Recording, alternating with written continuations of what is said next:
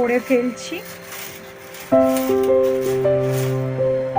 তো ঝাড়ু দিতে দিতে একটু বৃষ্টির জলে হাতটা বাড়িয়ে দিলাম।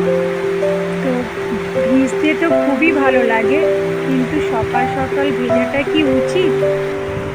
তো ব্যালকানিতে দাঁড়িয়ে গাছের পাতায় জলের বুঁদগুলো দেখছি আর মনটা ভীষণ ভালো লাগছে। তো মনে হচ্ছে একটু বৃষ্টিতে ভিজে আসি।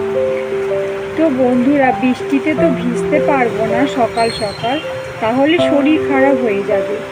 তো বৃষ্টি ভেজাটাকে দেখলাম আর উপলব্ধি করলাম সকাল সকাল।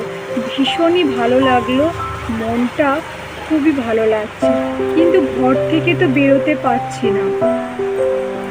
তাই বৃষ্টি পড়ার দিনটা তোমাদের সাথে একটু ভাগ করে নিলাম বন্ধুরা।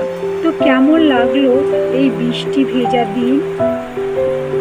যদি ভালো লাগে অবশ্যই আমার পেজটি ফলো করবেন, লাইক, শেয়ার, কমেন্ট, সাবস্ক্রাইব করতে একদমই ভুলবেন না। ধন্যবাদ।